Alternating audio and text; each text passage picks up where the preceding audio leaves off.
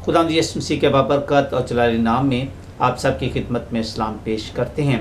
मेरा नाम तारिक परवेज़ है और मैं काचेश का पादरी साहब हूँ।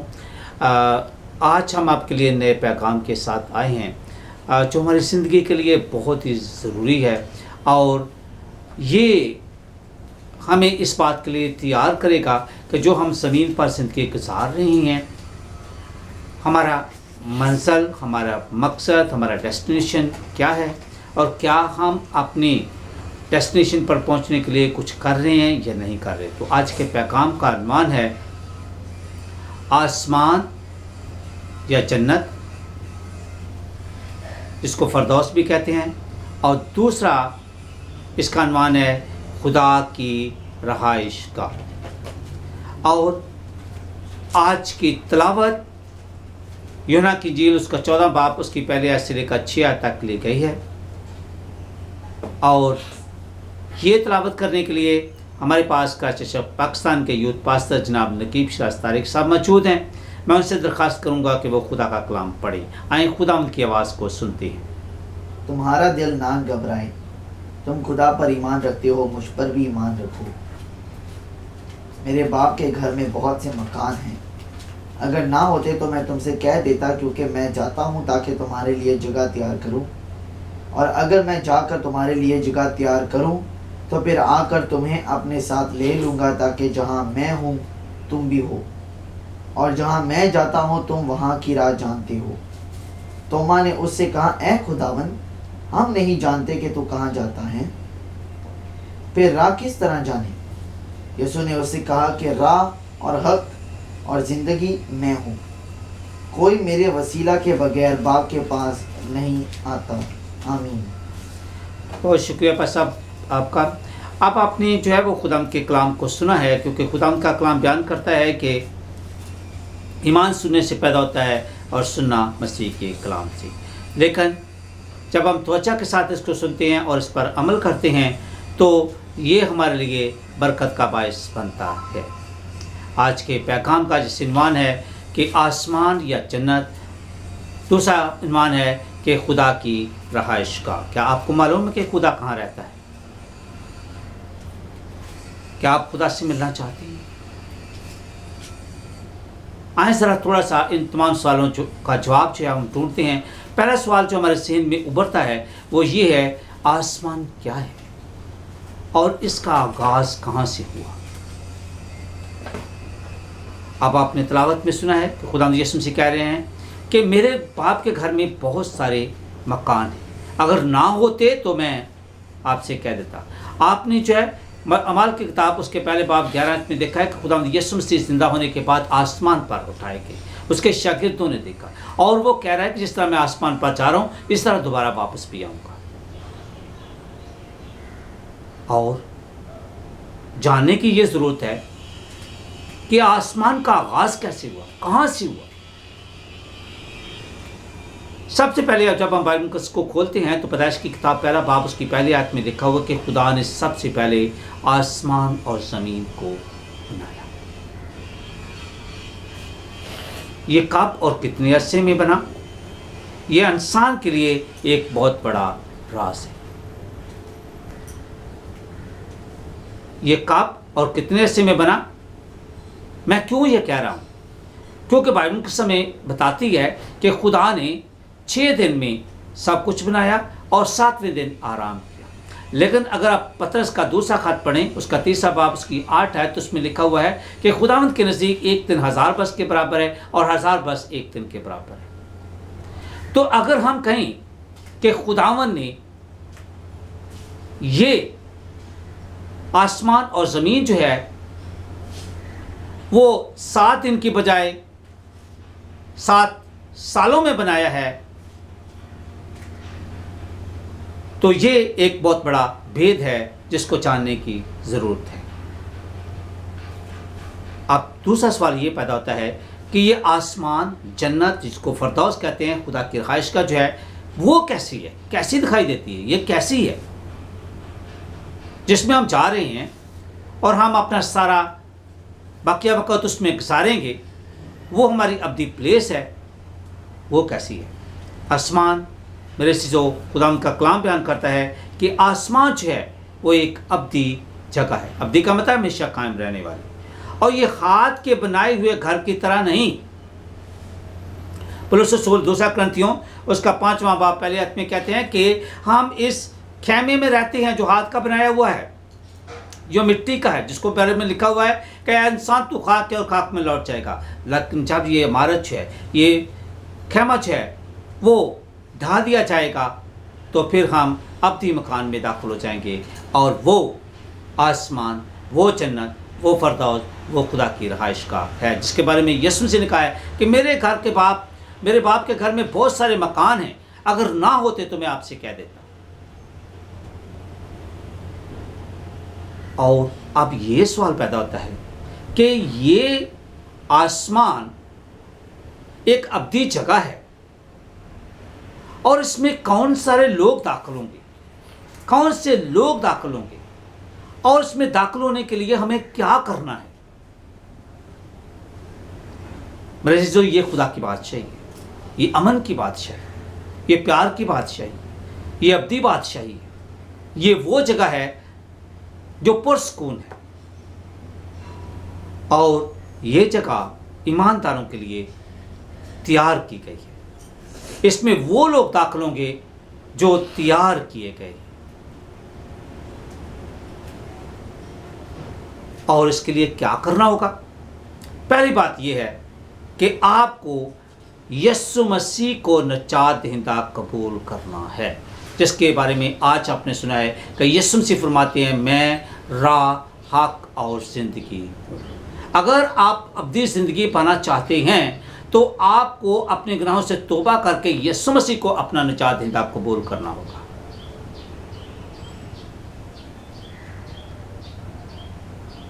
اس سے کیا ہوگا کہ آپ کو گناہوں سے توبہ کرنا ہوگی، اور پھر خدا کے کلام پر ایمان رکھ کر خدا کے کلام کے مطابق زندگی بسر کرنا ہوگی۔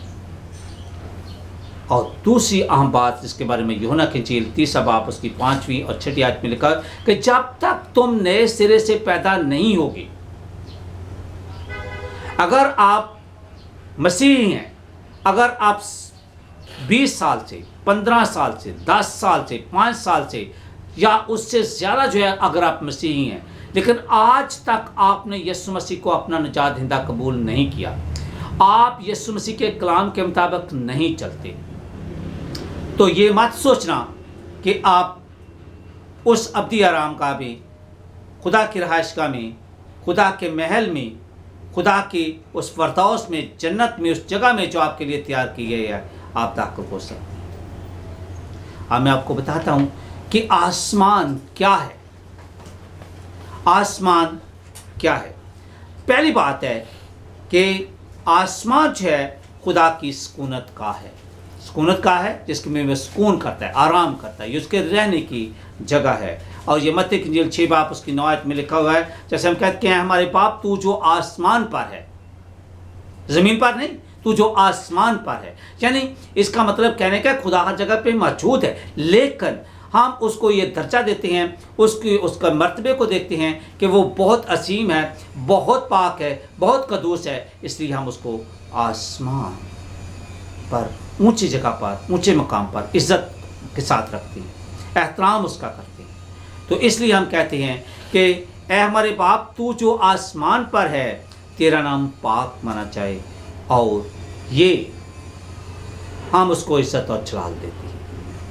اس لیے متی کہتا ہے وہ خدا کی بادشاہی نہیں کہتا، وہ کہتا ہے آسمان کی بادشاہی نزدیک آ گئی ہے۔ دوسری بات ہے آسمان خدا اور اس کی بادشاہی ہے، جیسے میں پہلے کہہ سکتا ہوں افسیوں 5 آیت کو پڑھیں تو وہاں پہ لکھا مسیح اور خدا کی بادشاہی میں جو لوگ گناہ کرتے ہیں ان کی کوئی میراث نہیں ہے، لیکن جو گناہوں سے پاک ہیں، جو توبہ کر لیتے ہیں، یسوع مسیح کے ساتھ چلتے ہیں، اس کے کلام پر عمل کرتے ہیں، ان کو وہ کہے گا آؤ میرے باپ کے مبارک لوگوں، تمہارے لیے جگہ تیار ہے۔ پھر تیسری بات ہے خدا کا گھر، یہ خدا کا گھر ہے، یہ خدا کی رہائش کا ہے، خدا کے رہنے کی جگہ ہے، خدا کی سکونت کا ہے۔ اور یہی یسوع مسیح آج کہہ رہے ہیں آج کی تلاوت میں کہ میرے باپ کے گھر میں بہت سارے مکان ہیں، اگر نہ ہوتے تو میں آپ سے کہہ دیتا.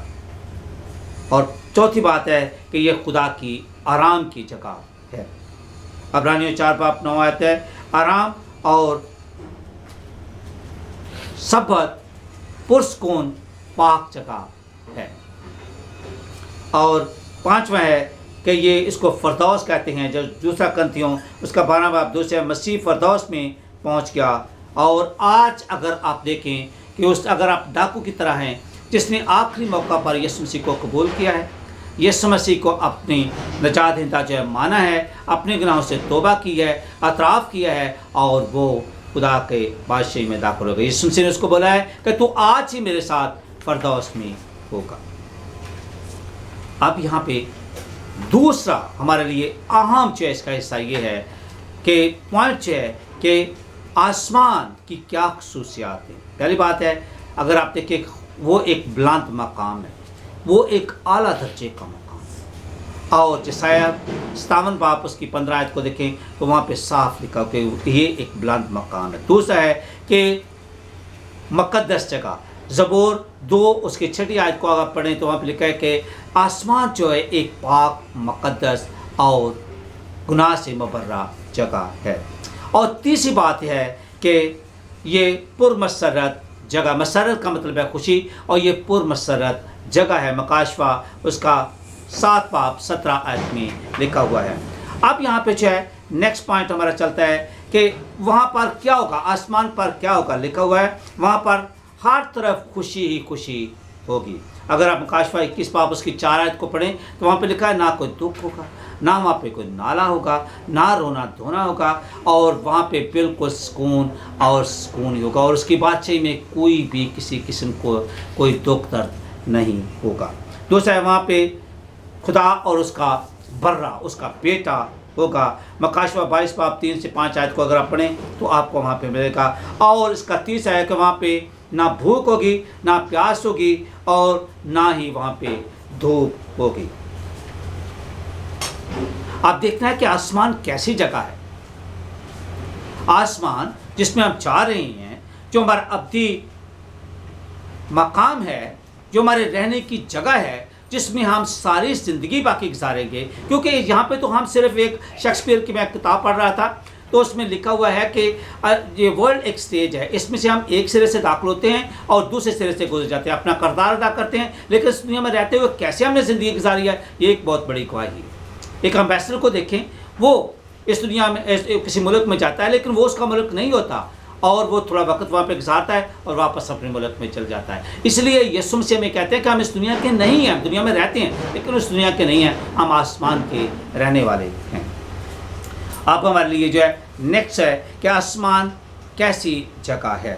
میں آپ کو بتاتا ہوں. پہلے نمبر پہ ہے یہ کامل تسلی کی جگہ ہے, یہ کامل تسلی کی جگہ ہے. دوسرا ہے کہ یہ کامل بے گناہ جگہ ہے. تیسرا ہے کہ یہ کامل بادشاہت ہے. وہاں پہ اس کی یہ نہیں ہے کہ 5 سال کے لیے کو جو بندہ چنا گیا ہے اس کو 5 سال کے بعد ہٹا دیا گیا ہے. یہاں پر وہاں پہ خدا ہے, جیسے خدا ابدی ہے اس کی بادشاہی بھی وہاں پہ ابدی ہوگی, اور خدا باپ, خدا بیٹے اور روح القدس وہاں پہ موجود ہوں گے. تیسرا ہے, چوتھا ہے کہ یہ کامل عبادت کی جگہ ہے. اب میں آپ کو ایک کہانی بتاتا ہوں. ایک دفعہ کا ذکر ہے کہ ایک پادری صاحب جو ہے وہ افریقہ میں رہتے ہیں, اس کا نام جو ہے وہ دانیل ہے, اور وہ مر گیا تھا, وہ زندہ ہوا ہے. جب اس کا ایکسیڈنٹ ہوا اور وہ چاہ رہا ہے, اور اس کے بعد جو ہے وہ ہاسپٹل میں داخل ہوا ہے تو وہاں پہ مر گیا ہے. وہ آسمان پر گیا ہے, وہاں پر خدا نے اس کو ویلکم کیا ہے. وہ گواہی دیتا ہے کہ میں نے وہاں پہ جب گیا ہوں تو میں دیکھا ہے کہ لوگوں نے سفید لباس پہنے ہوئے ہیں, اور وہ ایک ہی دفعہ زمین پر جاتے ہیں, ایسے جھکتے ہیں, اور ایک دفعہ کھڑے ہوتے ہیں, اور تمام وہاں پہ خدا ہے اور اس کا بیٹا ہے, اور تمام لوگ اس کی ورشپ کر رہے ہیں. اس کے بعد جو ہے وہ کہتا ہے میں واپس نہیں آنا چاہتا. یہ ایک حقیقت ہے اور یہ ایک سچائی. اس کے بعد زندہ ہوا اور اس نے وہ گواہی دی ہے, اور لوگ بہت سارے جو ہے وہ اس پر ایمان لائے ہیں. تو اس کا مطلب ہے کہ یہ ایک کامل عبادت کا ہے, وہاں پہ عبادت ہوتی ہے. اگر آپ مکاشفہ کتاب جو ہے اس کا 5واں باب پڑھیں تو وہاں پہ جو ہے 24 بزرگ وہاں پہ موجود ہیں, 12 قبیلے, 12 شاگرد ہیں, خدا کا برہ وہاں پہ موجود ہے، فرشتے وہاں پہ موجود ہیں، 4 جاندار وہاں پہ موجود ہیں، اور سب جو ہے جھک کر برے کو سجدہ کرتے ہیں۔ چھڑا ہے کہ یہ کامل ملکیت کی جگہ ہے، یہ وہ جگہ ہے جو خدا ہمیں دینے والا ہے، اور ساتواں ہے کہ وہ کامل جلال کی جگہ ہے۔ اب یہاں پہ سوال یہ پیدا ہوتا ہے کہ کیا آپ نے آسمان پر جانے کے لیے تیاری کی ہے؟ اور میں آپ کو اس کہانی کے ساتھ جو ہے تھوڑا سا اور ایکسپلین کرتا ہوں کہ ایک دفعہ کا ذکر ہے کہ ایک بادشاہ تھا، اس کے دربار میں ایک مسخرہ تھا۔ مسخرہ وہ ہوتا ہے جو مذاق کر کے، جوک کر کے بادشاہ کو اور دوسرے لوگوں کو ہنساتا ہے اور خوشیاں ان میں بانٹتا ہے، وہ مسخرہ تھا۔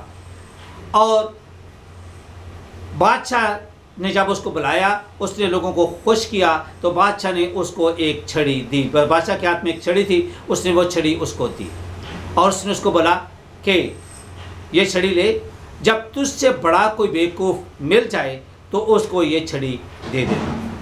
اس نے وہ چھڑی جو ہے بڑی دیر کے لیے رکھ چھوڑی، وہ ڈھونڈتا رہا کہ اس سے بڑھ کر اس کو کوئی نادان یا بیوقوف ملے، لیکن کوئی اس کو نہیں ملا۔ ایسا ہوا کہ بادشاہ جو ہے بیمار پڑ گیا، اور بادشاہ بالکل ایسی حالت میں ہو کہ مرنے کے قریب تھا۔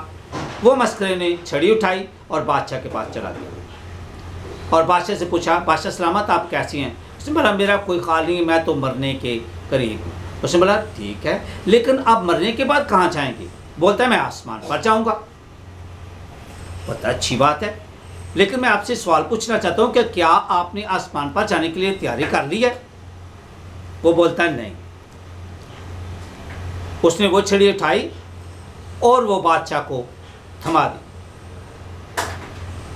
بادشاہ اس کی طرف دیکھنے لگا۔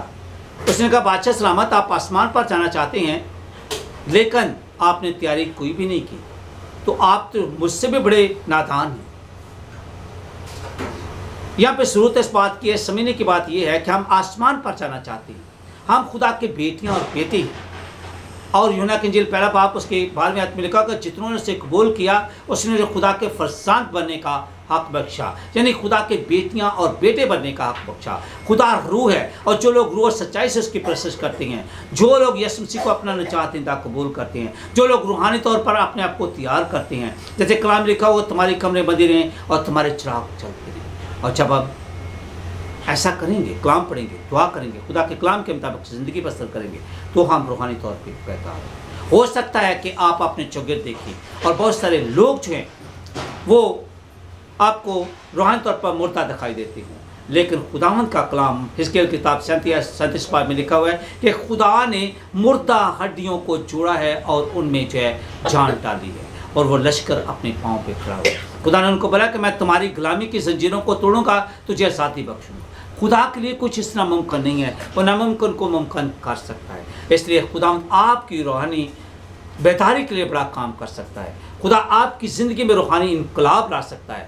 خدا آپ کو ریوائیو کر سکتا ہے۔ خدا آپ کو جو ہے اس ابدی مکان میں داخل کر سکتا ہے۔ خداوند آپ کو اپنے رہنے کی جگہ اس نے بتا دیا ہے، آپ کو تیاری کرنے کے مراحل سے گزار سکتا ہے، لیکن آپ کو اپنے آپ کو سرنڈر کرنا ہے اور اس کو دعوت دینا ہے۔ وہ جو دل کے دروازے پہ دستک دے رہا ہے، کہہ رہا ہے کہ کھول، میں تیرے پاس اندر آ کر تجھے گناہوں کی معافی، ابدی زندگی اور اس مکان میں داخل ہونے کی اجازت دوں گا، لیکن تجھے کیا کرنا ہے کہ اپنے گناہوں سے توبہ کر کے صرف مجھے نجات دہندہ قبول کر کے میرے کلام کے مطابق کرو۔ اگر آپ دعویٰ کرتے ہیں کہ آپ خدا سے پیار کرتے ہیں تو آئیں اس کے حکموں پر عمل کریں، اپنے آپ کو روحانی طور پہ تیار کریں، تاکہ ہم اس مقام میں، اس رہائش گاہ میں، اس فردوس میں، اس آسمان میں، اس جنت میں داخل ہو جائیں جو خدا نے ہمارے لیے تیار کی ہے۔ میری دعا ہے کہ خدا آج کے کلام کے وسیلہ سے آپ کو بڑی برکت بخشے، آمین۔